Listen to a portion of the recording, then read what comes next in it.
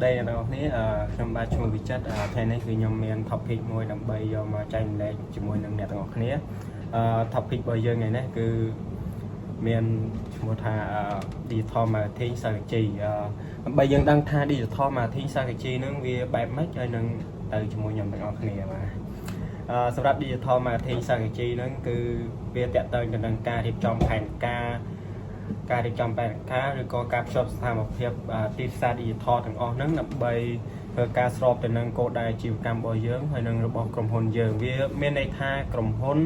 មិនមែនតែធ្វើទីផ្សារតាមអារម្មណ៍ទេគឺរួមគឺគេធ្វើទីផ្សារឲ្យច្បាស់លាស់មាន marketing មានអីច្បាស់លាស់បានអាជីវកម្មរបស់ពួកគេហ្នឹងgrowទៅមុខបានអញ្ចឹងណាសម្រាប់វិធីសាស្ត្រដែលយើងរៀបចំជាអង្គភាពតែមួយគឺ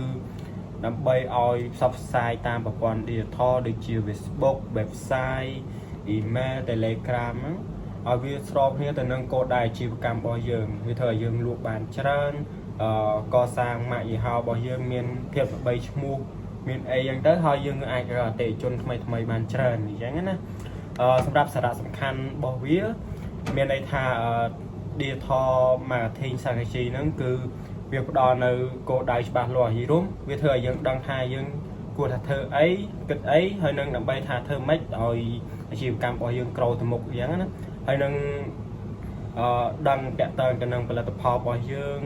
ថាផលិតផលរបស់យើងត្រូវធ្វើម៉េចដើម្បីធ្វើឲ្យលក់ដាច់ឬក៏ឲ្យផលិតផលយើងមានអ្នកគេស្គាល់ច្រើនសម្រាប់តាមផ្សព្វផ្សាយយើងដឹងផ្សព្វផ្សាយគឺយើងមាន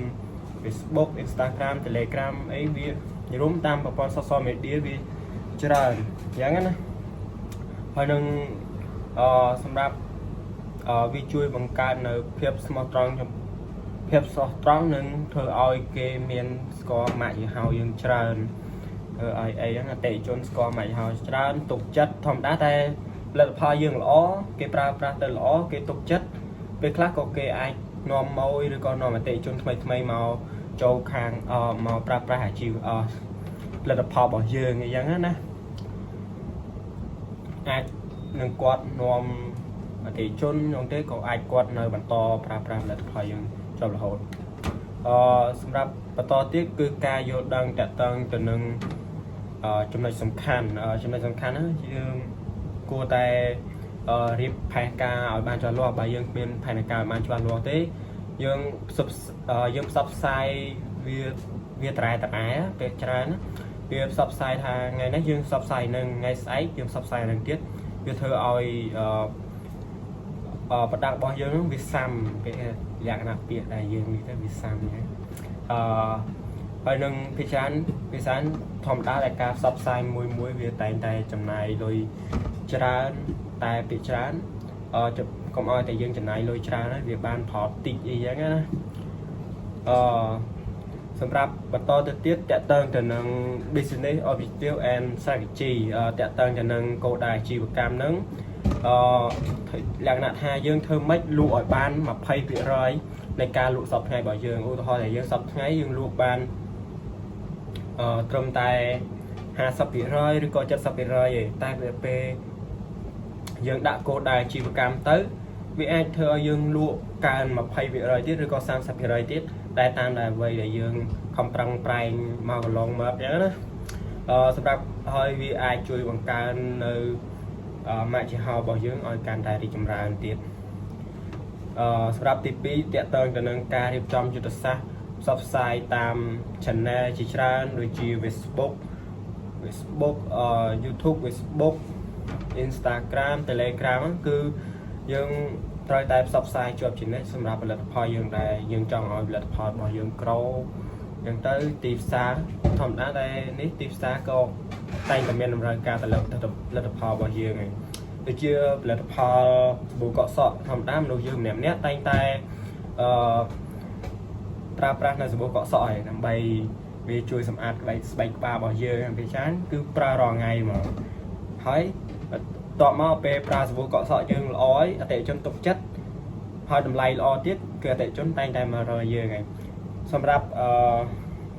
business មួយគឺតែងតែមាននៅគូប្រកួតប្រជែងយ៉ាងសំខាន់យើងថាត្រូវធ្វើម៉េចដើម្បីប្រកួតប្រជែងផ្សព្វផ្សាយឲ្យជាពួកគេអញ្ចឹងណាហើយយើង ត្រូវតែដឹងចំណុចខ្សោយចំណុចខ្លាំងរបស់ពួកគេបានដើម្បីយើងផ្សព្វផ្សាយផលិតផលរបស់យើងទៅយើងអាចឲ្យឈ្នះគេហើយនឹងអាចនឹង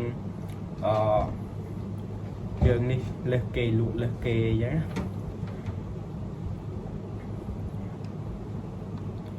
សម្រាប់កត្តាទាំងនេះវាមានឥទ្ធិពលទៅលើ digital marketing សរុបអត្ថន័យសំខាន់របស់វាគឺតកតងទៅនឹងគោលដៅអាជីវកម្មច្បាស់លាស់យើងត្រូវតែមានការផ្សព្វផ្សាយជាច្រើន channel ក៏មានស្ថានភាពទីផ្សារបច្ចុប្បន្នធម្មតាហើយយើងត្រូវតែនេះយើងត្រូវតែសិក្សាតកតងទៅនឹងទីផ្សារតំបន់នឹងវាអាចថាយើងអាចចូលប្រឡូកក្នុងទីផ្សារនឹងបានអត់យ៉ាងណាគូប្រកួតប្រជែងក៏យើងត្រូវមានឱកាសហើយនឹងហានិភ័យវាតែងតែមានហើយធម្មតាយើងអ្នកធ្វើទីផ្សារអ្នកធ្វើ plan កាន់ plan ធំៗអីគឺតែងតែមានហើយដើម្បីធ្វើឲ្យទីផ្សារ digital ហ្នឹងមានគោលដៅច្បាស់លាស់និងមានប្រសិទ្ធភាពចំណាយទៅពេលតិចនិងមានផលិតផលល្អបានមានផលិតផលល្អសម្រាប់ slide បន្ទាប់តកតងទៅនឹងដំណើរការតកតងទៅនឹង setting grow and objective for digital marketing តកតងទៅនឹងវាគឺជាការកំណត់គោលដៅនិងគោលបំណងដើម្បីធ្វើឲ្យ digital marketing យើងមានគោលដៅហើយនឹងក្រទៅមុខបានគឺយើងមានគោលដៅច្បាស់លាស់ហើយនឹងអាចវាស់វែងតកតងទៅនឹងទិដ្ឋផលការងារដូចជា KPI ដូចជាអីហ្នឹងយើងអាចវាស់វែងបានហើយនឹងគ្រប់គ្រងដល់អាជីវកម្មរបស់យើងនឹងមានអ្នកស្គាល់ច្រើនសម្រាប់បន្ទាប់ទៀតគឺវាឆ្លោះបញ្ចាំងតកតងទៅនឹងព័ត៌មាន visual summary and បង្ហាញតកតងទៅនឹង KPI ដូចខ្ញុំនិយាយដំបូងហ្នឹងគឺវាសំខាន់ដើម្បីធ្វើឲ្យយើងដឹងថា digital marketing យើងកំពុងតែរួមចំណែកហើយនឹងគោលដៅនៃអង្គការដែលតកតងទៅនឹងអង្គភាពដែលយើងនេះហ្នឹងគឺយើងកំណត់វាខ្លាំងហើយនេះគឺតែងតែមានលទ្ធផលប្រចាំខែធៀបទៅនឹងប្រចាំសប្តាហ៍អញ្ចឹងទៅលទ្ធផលប្រចាំឆ្នាំលទ្ធផលធៀបនៅនឹងការធៀបទៅនឹងគោលដៅរបស់យើងសម្រាប់ចំណុចនេះគឺភាគច្រើនផ្ដោតសំខាន់ទៅលើ version តកតងទៅនឹងចក្ខុវិស័យរបស់យើងចក្ខុវិស័យតកតងទៅនឹងទស្សនៈវែងឆ្ងាយរបស់យើងរូបភាពនៃអនាគតដែលអង្គភាពមួយគឺតែងតែចង់ដើរវែងឆ្ងាយចង់ដើរលក្ខណៈថាបើអាជីវកម្មហ្នឹងគឺអត់ចង់បិទទៅវិញទេពីនោះគឺភាគច្រើនក៏ឆ្នៃផ្លាយលេខហៅរបស់យើងតាមអនឡាញឬក៏តាមបណ្ដាញសង្គមនានាដែលផ្សព្វផ្សាយទៅដើម្បីឲ្យមានអ្នកចូលមើលច្រើនឬក៏អ្នកដែលនេះហ្នឹងគេស្គាល់ច្រើនហើយឲ្យគេយល់ដឹងតាក់ទងទៅនឹងក្រុមហ៊ុនរបស់យើងហើយនឹងមានទុកចិត្តមកលើក្រុមហ៊ុនរបស់យើងសម្រាប់ចំណុចទី2គោលដៅគឺសំដៅទៅលើ